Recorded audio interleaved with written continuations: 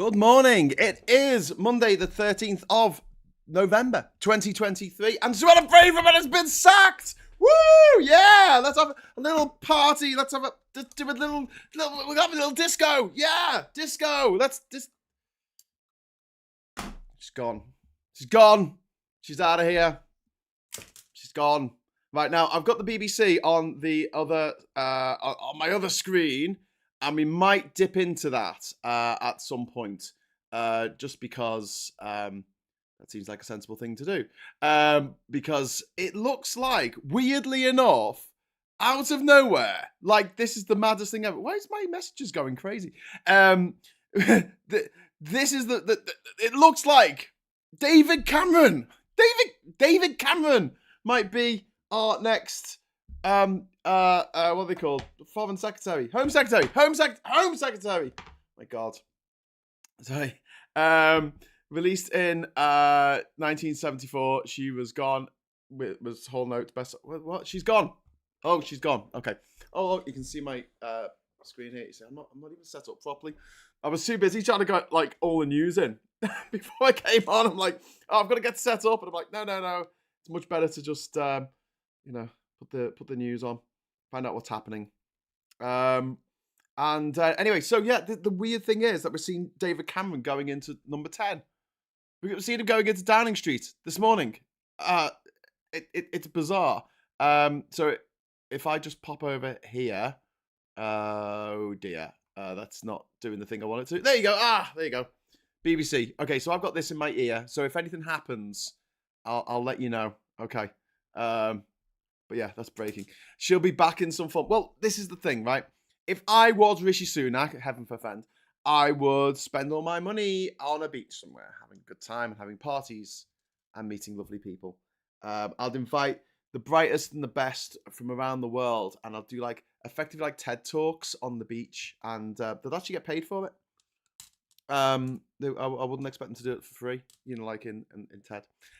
So actually, if we go over to the BBC now, they're showing some footage from what Suella Braverman did at the weekend. This is why she's been sacked, because there was a peaceful protest, and she decided to get a bunch of bother boys, Nazis, far-right scumbags to turn up. There she is. Where's your chin? Sorry, I keep saying that. Anyway, and then she turned up to Remembrance Day like nothing had happened, like she hadn't, got a load of neo-Nazis. Ooh, what was that? Neo-Nazis to turn up and cause trouble. So this is bizarre. We've got people saying they might make Lee Anderson Home Secretary. God, I hope not. And then it might be David Cameron. Now, you might think, but hang on, Graham, David Cameron's not an MP. How could he possibly be the Home Secretary? Well, there's a way of doing that in our system, which is quite simply he gets put into the House of Lords, and then he can become. And this was done last in the 70s, I think. Basically, anyone in the House of Lords can just become a member of the cabinet, as we saw with David Frost, actually. I mean, it was back in the 70s when it was done with the Home Secretary. But David Frost became the Secretary of State for Brexiting. And he wasn't an elected MP. He was just a member of the House of Lords, put in there by his old school chum, Boris Johnson. Because that's the way it works. And interestingly, she criticised the Peace March more than the EDL protest. Yeah, absolutely disgusting front covers of the newspapers over the weekend, especially all week last week. Especially the Mail. The Mail is an absolute scumbag of a newspaper. It is just a pantomime-like villain of newspapers. You're like, twisting my evil mustache and doing evil things. That is fun. Are they looking under the barrel for talent? They're looking, Anglo Norse, thank you very much for the £2 super chat. They're not even looking for. They're not even looking in the barrel anymore. Yeah, you're right. It's like stuff that's not even in the barrel because they've scraped it to just the nth degree. But David Cameron becoming leader would be insane. Anyway, so over the last week we've had the Mail and the Express and the Tory Graph and these scumbag newspapers like the Scum saying like, oh, this protest is a hate march. The protest against what's happening in Gaza. And loads of people on that march. There was 300,000 people. If there were any arrests, it was one or two. Like, seriously, there were so few arrests at that thing, considering there were 300,000 people. And I'm going to say this about the Met, and I didn't think I'll say this about the Met, because I hate the Met. They did a very good job at the weekend, because they actually kept the Braverman's Bother Boys away from the rest of the march. Because she had basically instructed people, very, very Trumpian, and this is what I called my show on Friday morning. I said, is this going to be Suella's January the 6th moment? And in a way, yeah, it was. She incited a near riot. Police officers got hurt. She made it so that these horrible dickheads turned up in London, not knowing what they were doing. And you know what's really weird? Like, they said that they were there to protect the cenotaph when the march was nowhere near the cenotaph, and hardly any of them were wearing poppies, and yet people on the march carrying Palestinian flags, a lot of them were wearing poppies as well. There was more respect, and the idea that you can't, how can you ask for armistice on Armistice Day? It's a disgrace. You know, if there were people marching calling for war, I would be like, yeah, I get that's a bit out of place, but they've been doing this every Saturday since the invasion of Gaza began a month ago. And, like, they've been doing it every Saturday. And they're going to do it every Saturday from, until this situation resolves itself one way or another. I mean,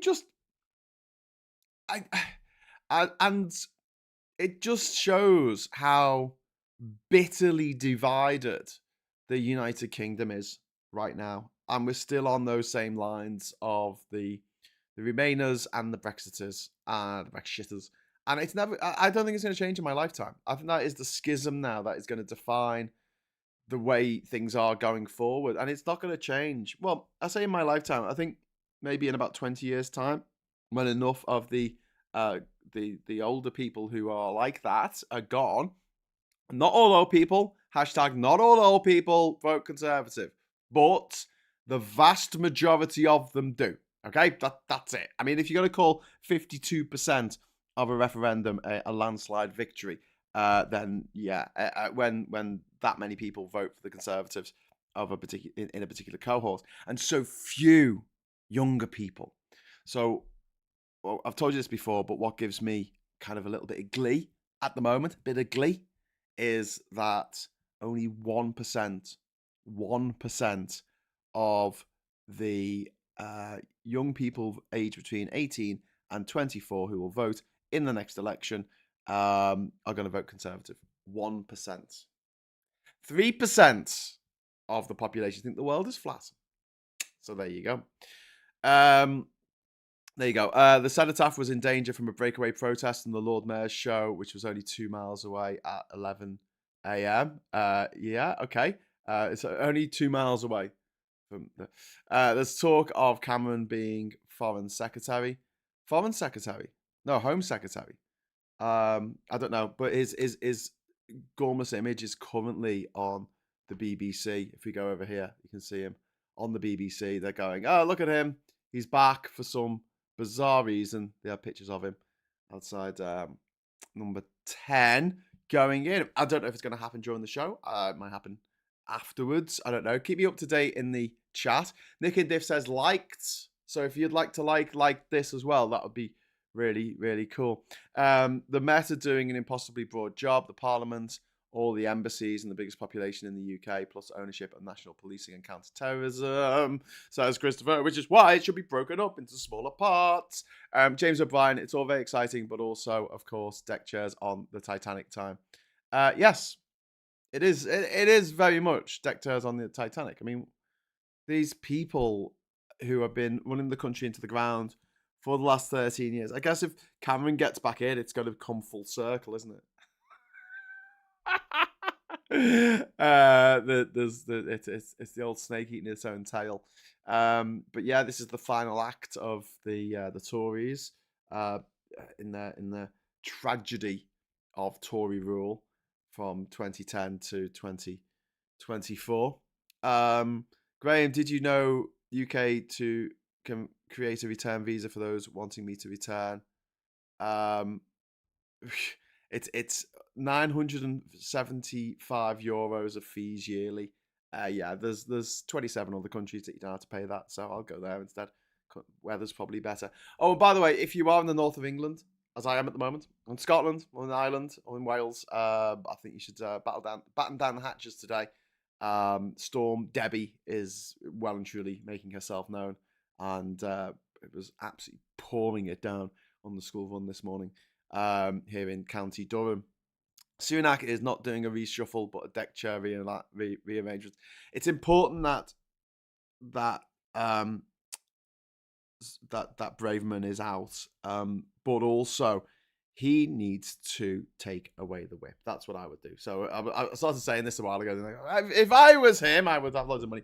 No, but what I would do in this situation is I would take the whip away from her. The reason being, if he doesn't, she's just going to be on the back benches, fermenting, plotting, and trying to bring Rishi Sunak down, undermining him at every step. He needs to take the whip away from her.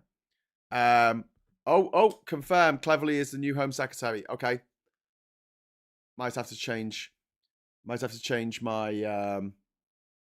what's it called? I might have to change my title. Okay. Here we go. Among the Tory right, the right wing of the party, some of the more right wing Tory party members in particular, but did isolate some of her own party, Cleverly confirmed some of the more sort of centrist wing of the party. Now, I think James Cleverly will potentially be seen as somebody who can unite different wings in that sense, potentially, but it is a huge and a very controversial brief as well.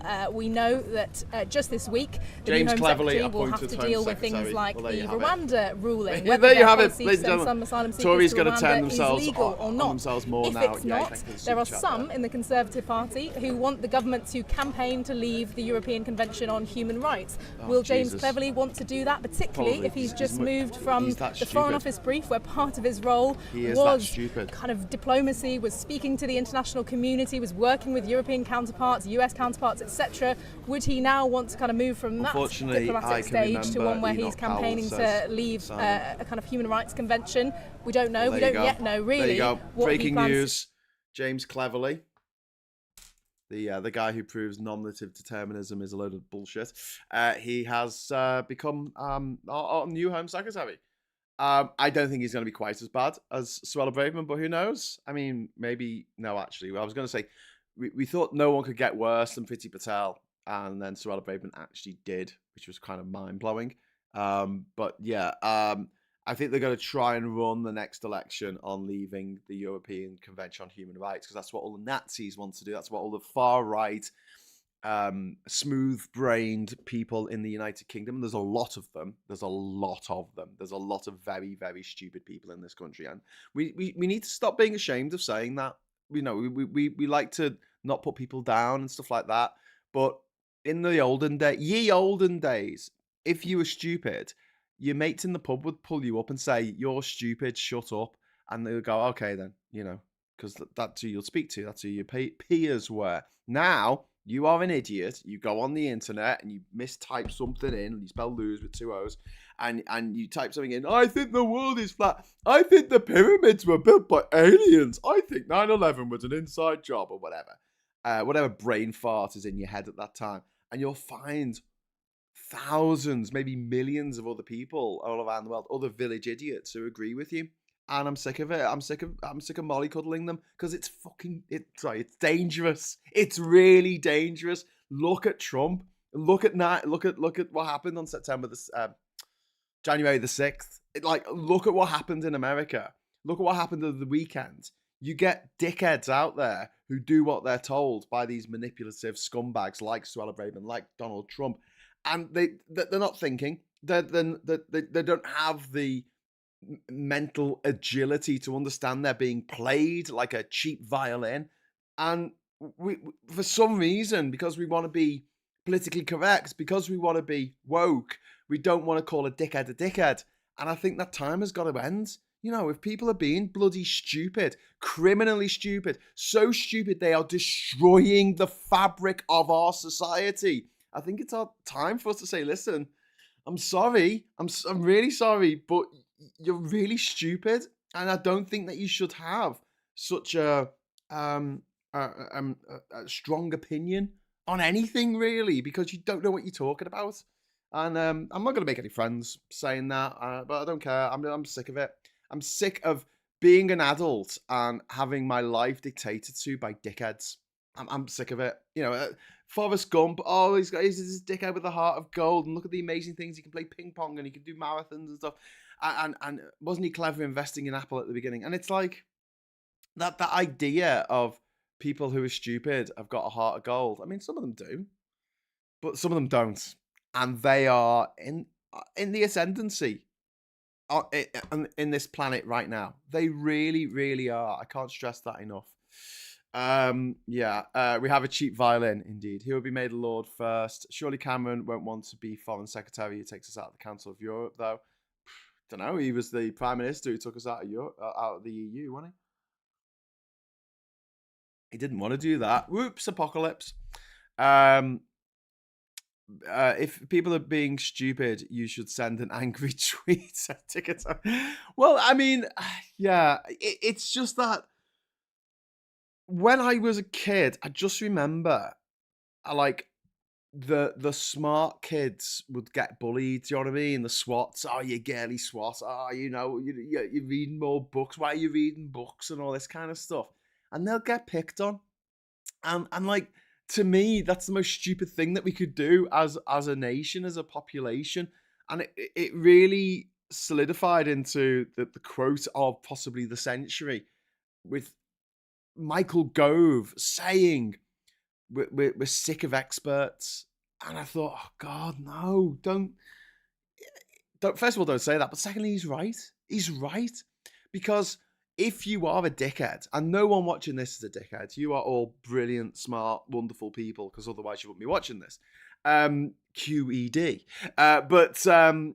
Yeah, if you are a dickhead, experts scare you. They piss you off. They make you feel bad about yourself. They make you feel bad that you don't know this stuff. You're kind of left in this sort of situation where you're like, I wish I knew this, I wish I knew why this worked, but I don't. So I'm angry at the people who know. And I just sort of let go. I just go, look, I'm never going to know enough about engineering to build a bridge, design a bridge. I'm never going to know enough about bloody brain surgery or rocket science or quantum physics. I'm happy for other people to know more than me, and for me to respect the fact that they know more than me on any given particular subject or field. And the one that drives me mad is like climate change. 100% of published peer-reviewed papers on climate change in the last 10 years, 100% have said that climate change is real, and it's being caused by humans, and it's because there's too much CO2. We're taking this CO2 out of the ground, we're putting it on the ground, we're burning it, it's going into the atmosphere, carbon. Effectively, that's what we're doing. And so we're taking stuff out where it was locked away under the ground, we're taking it out, burning it, and where do you think it goes? It's not even rocket science, but the fact is that the experts all absolutely 100% unanimously agree that climate change is real and it's happening. And if there's any kind of scientist who says that it isn't, then go ahead and publish something in a peer-reviewed journal.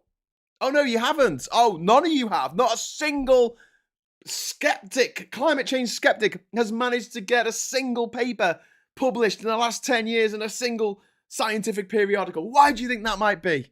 Well, for the same reason that the flat earthers haven't managed to get an article published in a peer-reviewed periodical, because it's bollocks. That the climate change is absolutely caused by humans. But there are so many dickheads out there who are like, we're sick of experts. Why should we listen to experts? It doesn't matter that 100% of scientists, climate scientists, say that this is happening and published. Let's say peer-reviewed climate scientists, 100%. And that's not enough for them, because they're sick of experts, because experts scare them, and they think there's some kind of ulterior motive. Maybe because we've grown up in like Hollywood movies where the villains are always really smart. They're not smart. Read of Might and Men by John Steinbeck. Villains aren't smart. In real life, that's why they get caught. They're only like these masterminds, these psychopathic masterminds, these Hannibal Lecter types in the movies. Real people who do stuff like that are generally thick as pig shit, and that's why they get caught. Anyway, right, so true intelligence always realizes what it doesn't know. That's very true, Captain Bart Roberts. So, yeah, a little bit of humility on the side of dickheads. That's what I want. I know we're not going to be able to sort of do anything in general about idiots. They are always going to exist, unfortunately, but, you know, the least we can do. What 100 climate scientists? What? Supertansky, David effing Cameron. Dear. Well, we know that James Cleverly's been appointed Home Secretary. They've still got that on the BBC on my other screen. So I'm trying to read your messages and monologue and watch the screen at the same time. This is fun. But yeah, we've got this lady outside, number 10, and she's letting us know what's happening. But we'll come back. We'll come back if they change the strap line at the bottom of the screen. Freckle Puny, Braverman just tweeted, "It's been an honour to serve as Home Secretary. Greatest honour in my life. I will have more to say in due course." She's going to be a wrecking ball swinging inwards, which is why Rishi Sunak should take the whip away from her. Then she can't cause trouble on the back benches. She won't be able to stand for election, and she won't be able to stand as leader. So there'll be no point in fomenting leadership ambitions for the Tory party. And as Phil quite rightly points out, we don't want her to be leader of the Tory party. Yes, she will be devastatingly unpopular, and it helps Labour's chances of winning in 2029. However, she's evil, like proper old school, you know, pantomime villain evil. She is thick and evil. You know, we've had vicious kings and idiot kings. Just all looked to have a vicious idiot for a king. And Johnny Copperhead is there. Thank you very much for the £2 super chat. The titchy, richy shit show rolls on. It does indeed. I support Suella Braverman, sacked for speaking the truth. Bad call by Rishi caving to the left from Jenkins, Bernard Jenkins, Andrea Jenkins, one of the Jenkinses. Random tweet, Tommy Robinson just entered number 10. I don't think so. David Cameron, Minister for Pig Farming. So he's going to become Foreign Sec then. How bizarre. How absolutely bizarre. They're showing pictures of him on the BBC at the moment, which is kind of disconcerting. One of the good things that I really like about the fact that this has happened today is that I will have to see less of Suella Braverman's face. And I know we shouldn't go in for ad hominem attacks. And I know some people in the chat sort of get a bit upset with me for saying, Graham, you shouldn't say mean things about how people look. And I'm like, yeah, I know, but come on. She's got no chin. She's got no chin. Anyway, the serendipity journey. £2 super chat. She wanted the sack so she can go for party leader. Exactly. Thank you for the super chat. Exactly. And that is why she should lose the whip as well. But yeah, when we talk about her losing, when we talk about her running for leadership, it would be dangerous because even though she's a dickhead, even though it would help Labour probably in the long run, it means that her fringe ideas would be mainstream. So if you know, Tommy 10 Names or something makes a speech, it's not going to get reported in all the newspapers and all the news channels. But if Suella Braverman, as leader of the Tory party in opposition, makes a speech calling, I don't know, immigrants disgusting names, saying that she wants to put them on a camp and kill them all, that would be reported on. That's the problem. That is the big problem. I'm feeling charitable this morning so you can have my extra chin. Excellent. No, Graham, it's her voice I don't want to hear. That's Audrey McGreedy. Yeah, even yeah, that's true. It's less about how she looks. It's a smug expression that she has, much like Patel. That's fair game. Yeah, okay. All right, I'll meet you in the middle. I hate the way she looks when she's looking smug. As someone said the other day, Braverman could scare hungry rats off a rubbish tip. Oh, Jesus Christ. Oh, okay. Yeah. So yeah.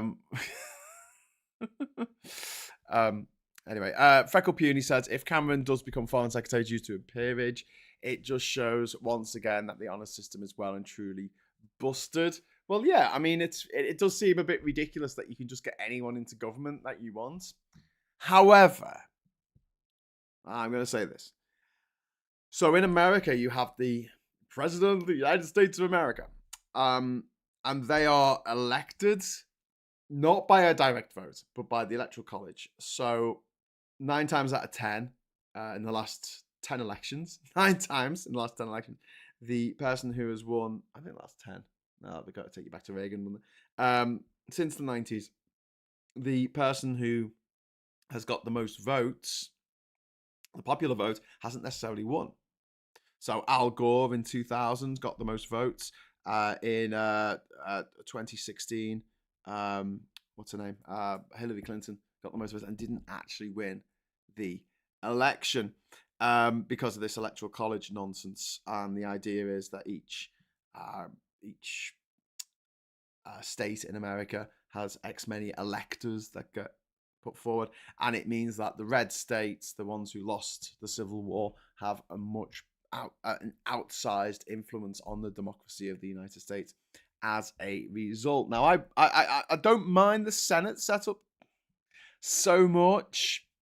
I do, but it does wind me up that you've got somewhere like California, which has a population of nearly 40 million, and they have the same number of senators, 2, as Wyoming, which has a population of less than 500,000, 2. So, yeah, that... I think it's that democratic, but at the same time, I did like the fact that when we were discussing the EU-Canada trade deal, the farmers in the Walloon area of Belgium actually held it up because they could say, hey, listen, we need to all agree on this for it to go forward. That, to me, is a great idea from where I'm sitting of like how to have really good representative democracy that doesn't leave anyone behind. So I'm a bit torn on that. But when it comes to the Electoral College, I think that's absolute nonsense. But when the President of the United States actually is elected and becomes the President of the United States, all the people in the executive around the President, him, because it's always been a him so far, is, apart from the Vice President, all the others are not elected. So, you know, the people advising and the people in their cabinet, all of them are not elected. They're just mates of the president, which is why Trump got through, 17 different, people in charge of the Homeland Security or whatever, because he was just putting his mates in. He's like, oh yeah, it'd be all right. And they were crap. And then they decided after a couple of meetings with Trump that they hated him, and then he had to get new people in all the time. But having unelected people in a government, in a democracy, isn't as unusual as you might think. It's still daft.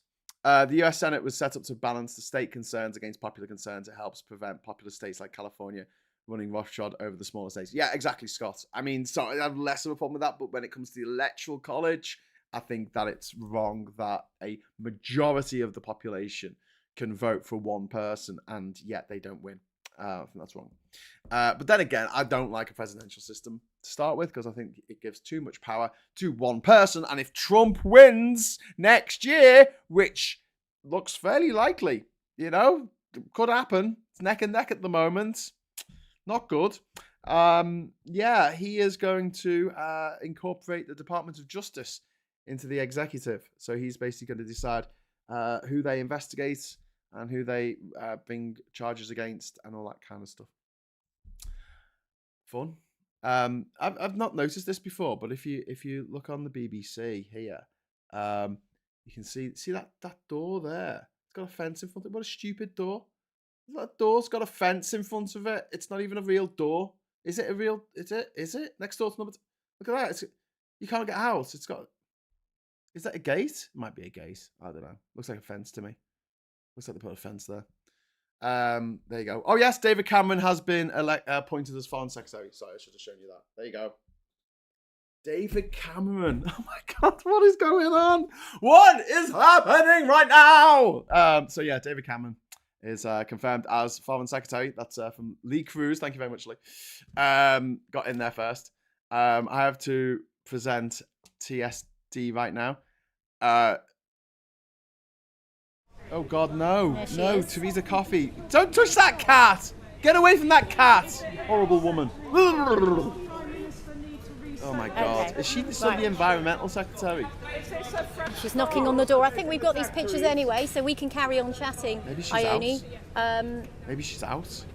What do you think is next for Therese Coffey then? Well, it's interesting because her future has certainly, I think, been on the line to an extent. There has been a lot of speculation that DEFRA, as a department, the Department for the Environment and Rural Affairs, has come under a lot of fire recently, particularly over that scandal about sewage in our rivers and seas. I think there has been a lot of pressure on Therese Coffey to kind of do a better job when it comes to campaigning on. Right, okay, I'm not going to listen into that because this is our show, not the BBC. If you want to listen to the BBC, go and watch the BBC. But it is 3 minutes past 10. And so there you go. Dodgy Dave is back. The pig fancier is back as our foreign secretary. And we have James Cleverly as our new home secretary. The screaming monkey clown car on fire, going off a cliff. That is the Conservative Party and has been for many, many years now. Kicks into its final gear. It's like in that cartoon. It's like in the Wile E. Coyote cartoons where he runs off a cliff and he doesn't actually realise that there's nothing underneath him until he looks down and then he falls. So the Tories are about to look down and James O'Brien is live. So I'm gonna head off and leave you in the capable hands of James O'Brien. Might be back tonight for the swear jar. Don't know. We'll see what happens. But thank you very much for watching. Thanks for the super chat. And yay, Suella Braverman is gone. Woo!